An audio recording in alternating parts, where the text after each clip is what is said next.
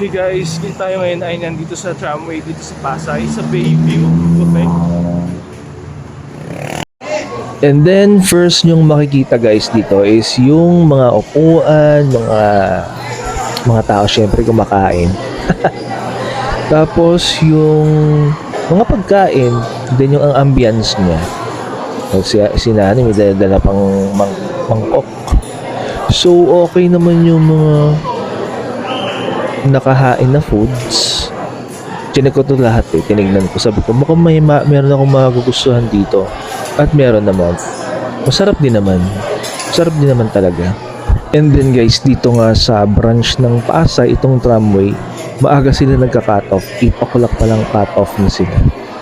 Kasi nga naman ang bilis maubos ng pagkain. So kapag nagpapasok pa sila ng 8 p.m. onwards, wala na silang isi-serve. And to be fair, masarap yung mga foods na hinahain.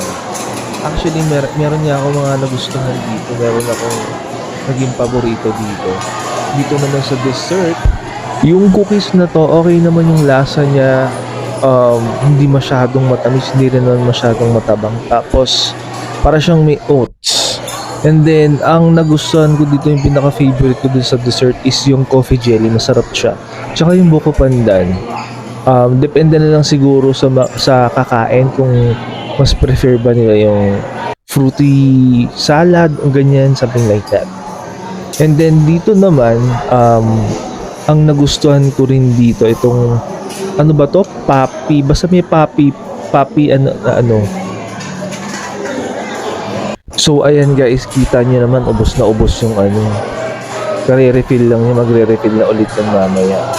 Tapos, ito naman yung mga foods na in-order. Hindi pala in-order. Kaya nakinuha namin. So, make sure nyo lang na mauubos kasi pag may natira, magbabayad kayo.